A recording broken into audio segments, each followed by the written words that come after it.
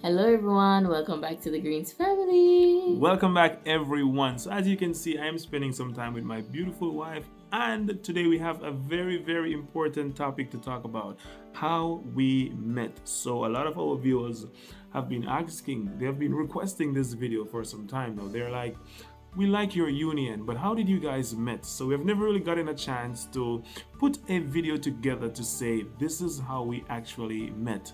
No. The other day, Nathan was asking my wife how we met. I was like, Nathan, you're 3 years old. I don't understand why would a 3 year old ask that question, but it was very important. And I was like, instead of telling just him alone, I'm also going to tell our audience because how we met is very special, and I think it was all ordained by God. So we're going to explain to you how we met.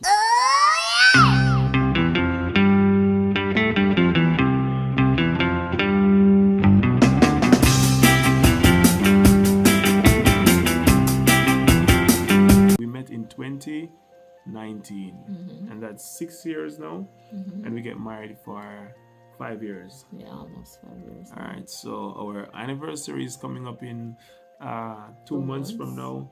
And every anniversary is just another year to just thank God for His coverage, to thank Him for His grace, His mercy. And the bond that we share. Exactly. So we're climbing up the ladder little by little. All right, so where do I begin now? Because it's a long story. Let me just see how quick I can do this. So in 2015, I decided that I wanted to change my life and started going God's way. And I started, going to church and stuff like that. And I gave my life to the Lord in 2015. All right. So when I just entered church, I wasn't talking to anyone because you understand, you go into ministry, you don't go to ministry for a female. Yeah. Yeah, you go there for God. So I am so glad that a woman wasn't the reason why I actually started going to church. It was from the many experience of how God, saved me from a lot of things. And I was like, come on, I cannot just be living my life like this year after year. And, God has been so good to me. I am going to have to make a difference. So in 2015, that was when I decided that I am making this difference. I have to step away from certain things. I just have to live a different life. So I put down a lot of things that was really leading me astray. And after going to church now, I was never like considering marriage. I wasn't considering marriage. I was like really being grateful just day after day to know that my life has been transformed, to know that God has given me the authority to walk away from certain things that had me bound for years, and like, for example, my own will couldn't help me, like for my own strength couldn't help me to walk away from these things. And I'm like, no, I'm trusting God, and I'm able to do without these things and live a happy life. I'm like, wow, God is really amazing. So for about 2 years, I was like not focusing on anything pertaining to marriage. And then there was a point now where I'm like getting a little bit lonely, and I'm like saying, I think I'm going to need someone in my life. So that was like in 2017. So when I started saying that now, I'm like, who am I going to get married to? I'm being honest, that's the question I was asking. I'm like, who am I going to get married to? So I'm going to be 100% honest. I'm actually seeing a person with my left eye, and I'm like asking myself, can it be this person? And then I'm seeing someone with the right eye, and I'm like, could it be this person? And then I'm like, I'm not going to choose for myself, because even though I wasn't married, I know a lot about marriage, and I have looked on a lot of I've learned a lot from people that has married before, and I have seen people make a lot of mistake when it comes to marriage, because marriage is very important. It's one of the most important thing you will ever do in your entire life. And getting married to the right person, it can actually help you to achieve and also go very far in life. All right, so I know that I cannot just choose someone with my own will. I had to pray about it. So I started praying and asking God, please help me to find the right person. And after praying and, praying for about hear about the same thing, because I'm a person like this, I have like a few things that I consistently ask God about. And I've been, praying about getting married, like, Lord, I need a partner, I need someone. And one night the Lord spoke to me very clearly that you don't need to seek a wife, you need to prepare yourself to be a husband. And when God spoke to me about that, to prepare myself to be a husband, I realized that it's not just about finding a partner and what you want her to be. So you might be praying and saying, Lord, I need someone who is respectful, someone who is loving, someone who is caring, someone, and you're speaking of all the things you want to see in that person who God is going to provide you with. But what God is saying is that He wants you to prepare yourself. You cannot want someone who is going to be respectful, someone who's going to be honest, someone who's going to be loyal, willing, and all these things, and you're not preparing your own self to be that person. So when I got that message, I started working on myself. I am like, what is it that I can do to make a marriage work? Or what are some of the things that I am supposed to learn to do as a man going into a marriage? I need to learn how to provide for my family. I need to learn how to forgive a person. I need to learn the things that will actually allow your marriage to work. Understand? Right. So after praying about that, I was like, no, I'm not seeing anyone again, because those people that I was looking at, and I'm like, could this be the person? Could that be the person? I'm like, I'm just going to leave it to God. I'm going to allow Him to choose, and I'm trusting God day after day that He's going to choose for me. So there was this day I was going through. I was driving on a specific street, and I was driving with a friend. I used to call him my brother because we were very close, and people thought that it was my brother. But we were driving on this street, and he was driving in front of me. I was driving a next bus behind his bus, and then I saw her, and she wanted to cross the road, like she wanted to cross the road, and my friend, didn't allow her to cross. So when it was, my turn to continue, I told her to cross, and she crossed. And when she crossed, I hear clearly the Lord spoke to me and said, "That's your wife." So I was like, "Whoa, that's my wife." No, I don't know where she's going. I don't know. I don't know who she is. I've never seen her before. So I'm like, "Whoa, this is very important." And I'm sure of what I actually hear. So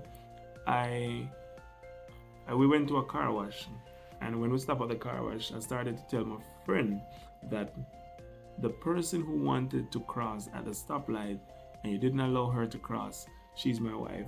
So when I said that to my friend, he was now like, "What? You're lusting, man." That was the exact thing he said. He was like, I am lusting. He said to me that, "No, man, you start to lust. You're lusting." So I was like, "No." God spoke to me and told me that she is my wife. So it was like, that's crazy, because you don't know this person. How are you going to see this person again and stuff like that? I'm like, don't worry about it. I know what I know, and I know what I hear. And that is why you have to be very careful of how you explain spiritual things to a person who think naturally. Like, they just believe that it cannot happen that way. Right? They will tell you otherwise and start to get you confused. But if you know what you know, you don't have to argue about it. You just allow it to manifest. So So after I got that, interaction and that revelation, I was like saying to myself, I don't know this person. I don't know if I'm ever going to see her again, but I know what I hear from the Lord, and that is what I'm working with. So about a few days after, I was heading to a car wash, the same car wash actually that I was explaining to my friend what I hear. And while going to that car wash, I reached at a stoplight, and to go to the car wash, I had to make a left turn. And for some reason, I make a right turn. After making the right turn, I asked myself this question: why did I make a right turn and I had no business going right? I am going to the left, so why did I make a right turn? I don't know, Go but the right direction. to go the right direction.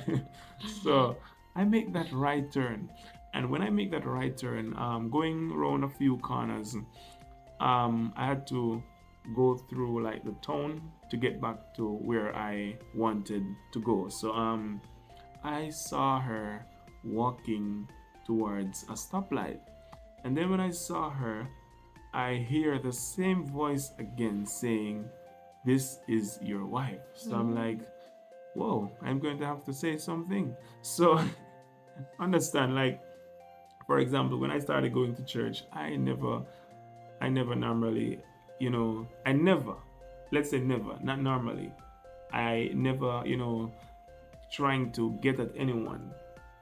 Understand what I'm talking about? Never approached Yeah. anyone before. Yeah, I approach people about just casual things, just talking to them But naturally. romantically. Yes. So I'm like, what am I going to say to her?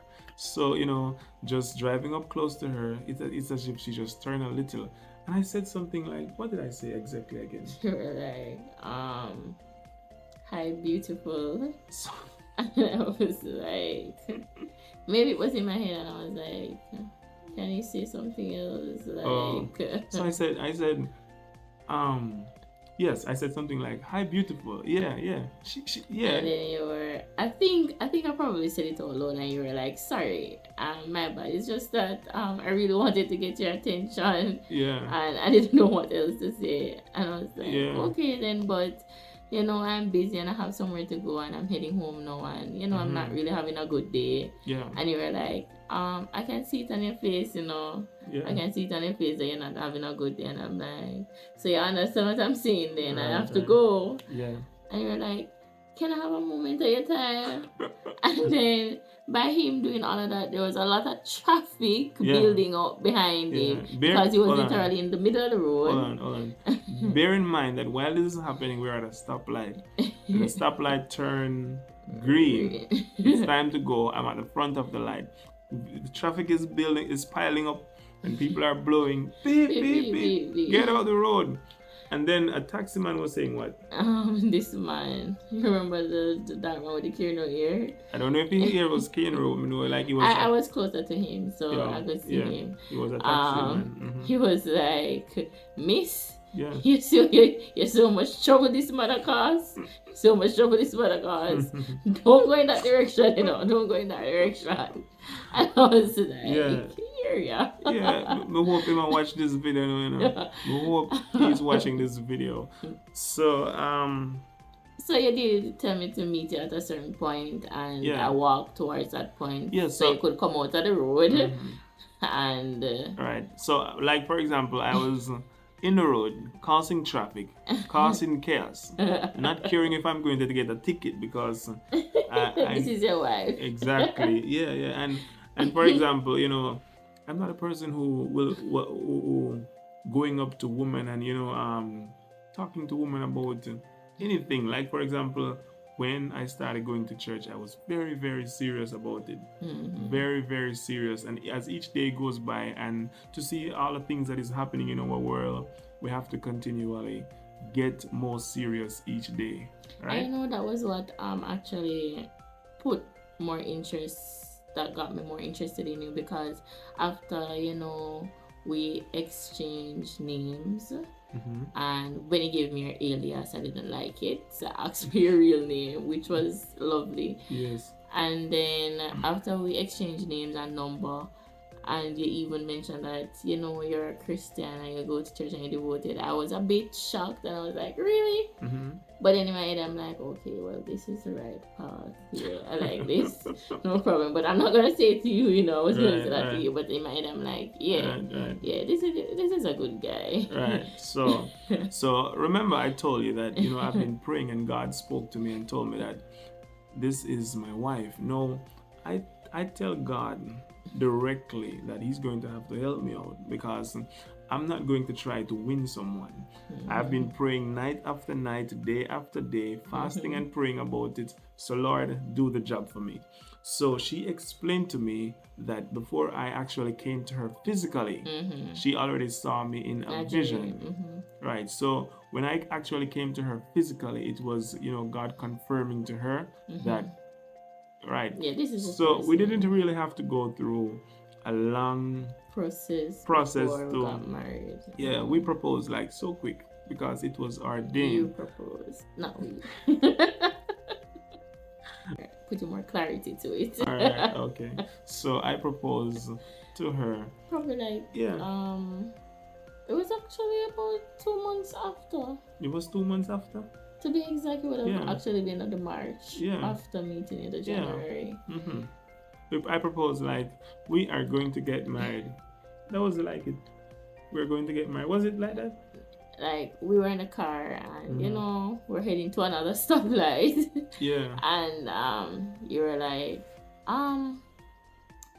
it's time to plan our wedding. We're going to get married soon, And I'm like, I wasn't like, I was speechless because I was like, what? By force, we are what is he talking about? I just met him a few months ago. Yeah. But prayer and fasting allow God to speak to you, right, on a different level, and to give you confirmation and to give you understanding of things. Right. And yeah, that really got me through. Right. Understanding why this was happening so fast, and is this really the right person? Right. Well, for example, it wasn't fast for me because I've been praying about it so long, and I'm like, God, give me sign, speak to me, lead me. I don't want to go out there and choose for myself. The Bible says when a man find a wife, he find a good thing. And another thing is that some people look for a wife like for their outward appearance, physical attraction, rather than emotionally or spiritually. Like for example, a woman who fears God is more important to me more than a woman that is so beautiful. Like beauty really, it has a lot to do with it, but it's not the important thing that I'm looking for. Yeah. Because I know that is not going to last a relationship. Someone being beautiful, that doesn't mean that can carry anywhere. That doesn't mean the relationship. Someone speak well, someone has a good education. Those are not the things that is going to carry a relationship. And one of the most important thing in a relationship is peace. It is not actually how much money you earn, how many different places you travel to, how beautiful you are, how many dates you can go on. Right. That doesn't right. matter. Taking your wife to all these fancy places and stuff like that. It is peace. I am telling you, to be honest, it's just the little things that count. The little things are actually the most important things. Yes, and we learn that through experience day after day. So, like I said, Greens family, after I told my wife that we are going to get married, and she agreed without any without any hesitation. Yeah, she was all in, and I was all in as well. So you have to know what you're doing. Don't force anyone to do something that they want to do. Allow it to work naturally. Allow God to be involved, and allow Him to be the leader. So I'm a person, I like to be sure about what I am doing, especially when it's going to be something serious as marriage. Like I said, marriage is one of the most important things that you will ever do in your entire life. So after I asked her to marry me and she said, no problem, we're going to get married. I told her that, listen, I want to be fully confirmed. I want to be fully convinced that we're doing the right thing. I told her that I love you very much. We don't want to get into anything that is ungodly, but at the same time, I want to be fully convinced that we are supposed to get married. So I decided that I'm going to do 40 days fasting for God to reconfirm to me that I am supposed to marry to this woman.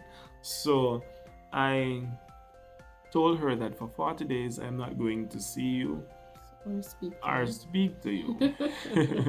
But this is the thing that is going to help our marriage to last.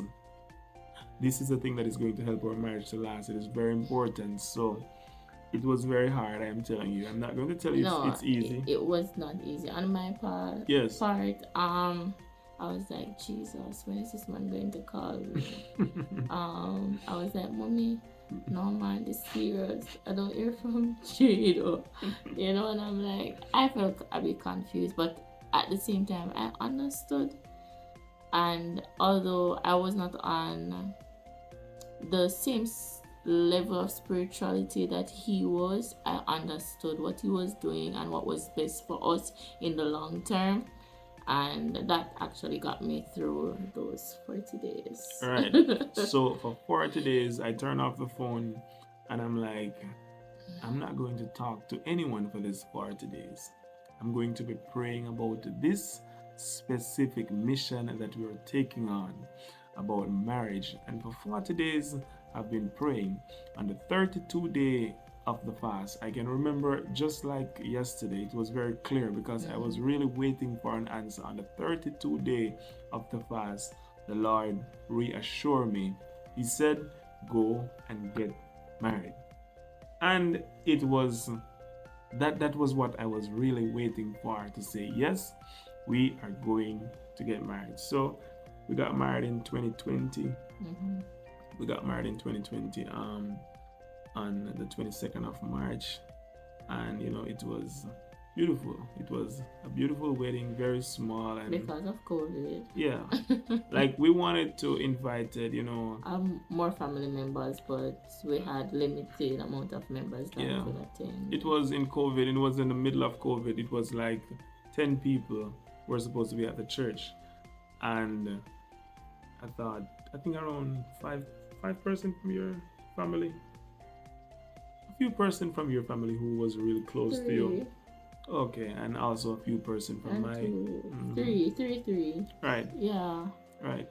So we went ahead, we get married, and I'm gonna tell you a lot of things that I've learned through marriage is that in marriage, the first thing that I'm going to say that I learned in marriage is you have to know how to forgive. That is the most important thing.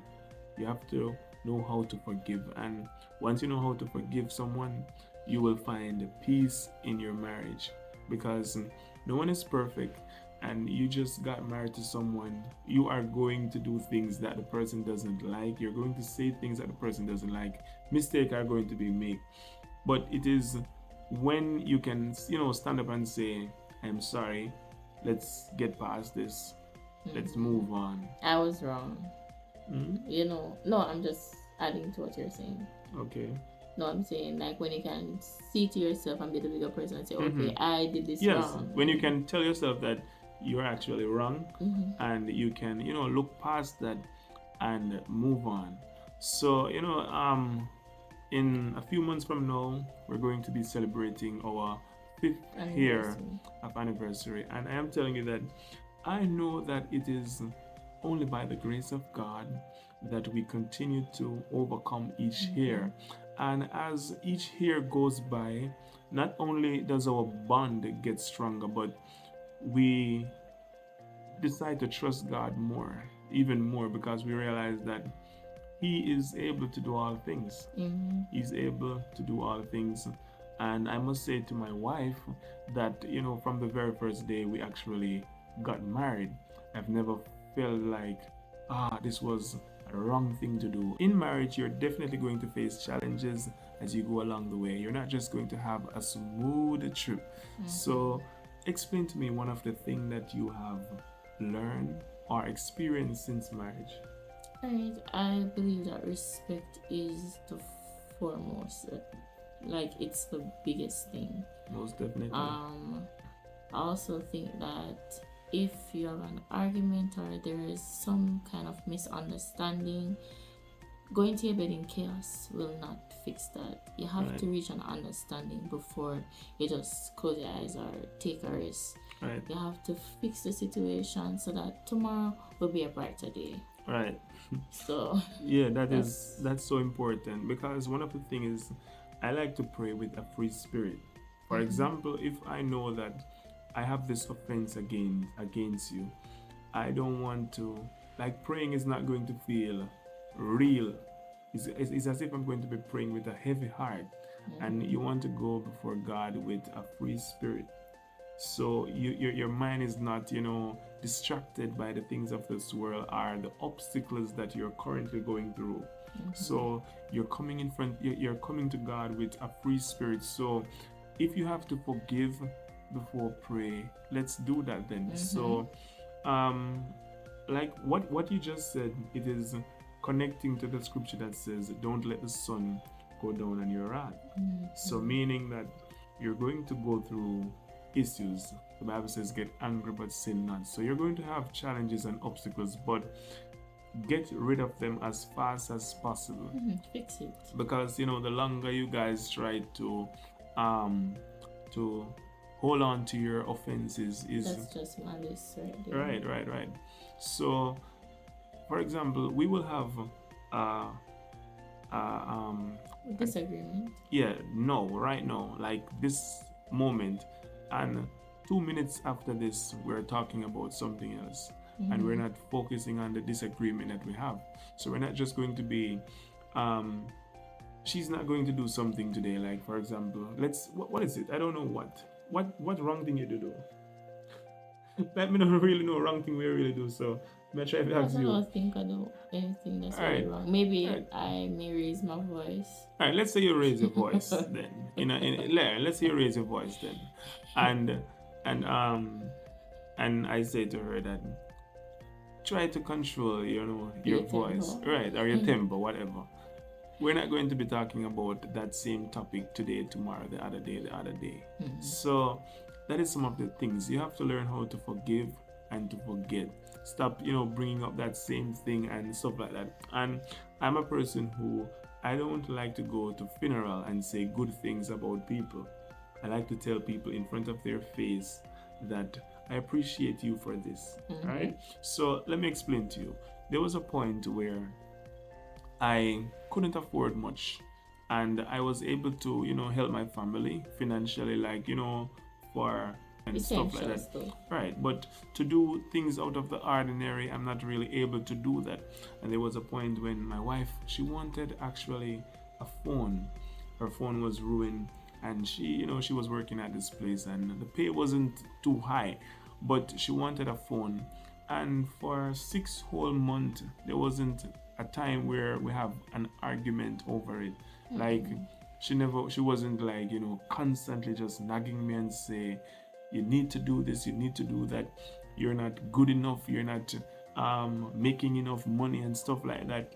She's always the person who would tell me that God, try something new, God, this is one of your phrases though, probably don't even really remember, but this is one of the things that you always tell me. Oh, God will provide. Yeah, God is going to provide for us. No matter what. So I always appreciate her for that, because I know that that is a big thing in marriage. Like sometimes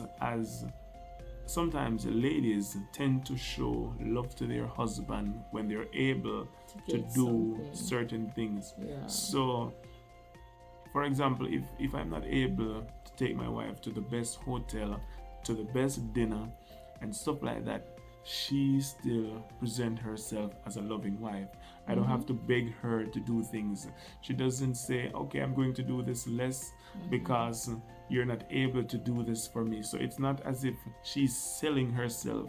She's proving to me that, because when she actually get married to me, I didn't have no money like to say, I have always been working. I have always been working. I'm a person Mm-hmm. who believe in providing for my family. So I have always been working. But I wasn't in a position where I could say, let's go and take this yacht.